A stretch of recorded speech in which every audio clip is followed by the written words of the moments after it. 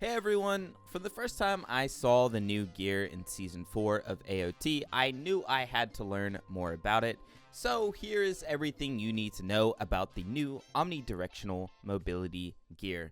The gear we see now is a combination of anti-personnel and anti-titan technology, turning it into the most versatile form ever created.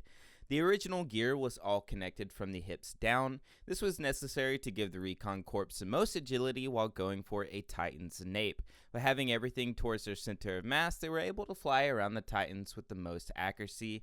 It also was the best way to create the most powerful strike against their opponents.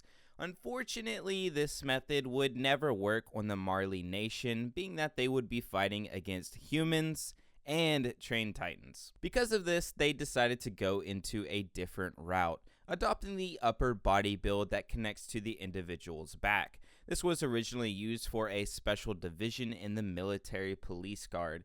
The gear was specifically considered anti-personnel and was never designed to actually fight titans. The anti-personnel gear was equipped with a gun in each hand. I believe it would be better to call them cannons, being that they had to be reloaded after one use. The additional ammo was stored on their thighs and could be reloaded fairly quickly.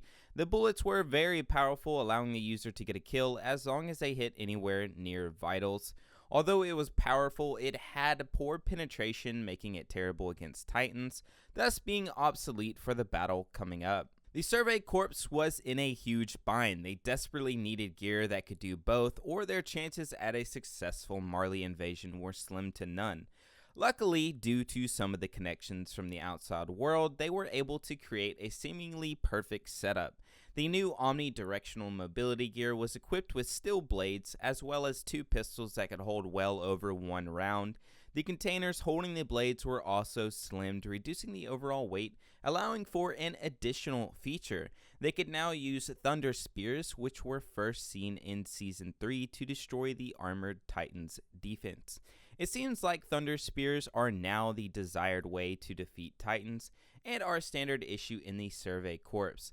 Although the design could hold everything we talked about, each Survey Corps soldier seems to have a preference in what they actually equipped with. Some like Jean that uses the thunder spears and pistols, or like Mikasa that uses all three, or even like Coney that specializes in pistols. Regardless of preference, the Survey Corps' new and improved gear is unmatched in cities, which is perfect for the Marley invasion.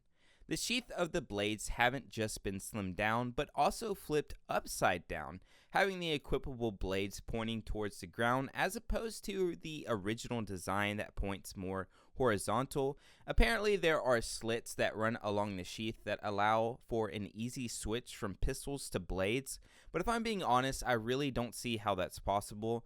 Nevertheless, it certainly looks cool and is less in the way now that it follows the shape of the body better instead of sticking out from behind the user. The most noticeable thing about the new gear is all the new slivers of metal all over their body.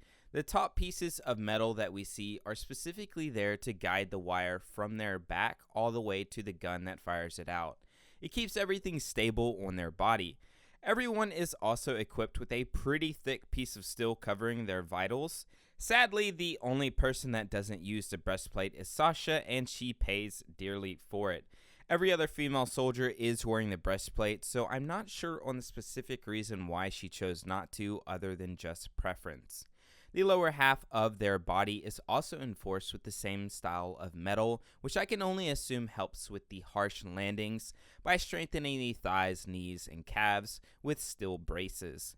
I'm sure this allows them to not be fatigued as fast and keeps them from breaking any bones or tearing any muscles in an intense fight. Instead of the original gear having two thin gas cylinders, one on each side of their hip, they now adopted a larger gas cylinder that is directly on the soldier's back.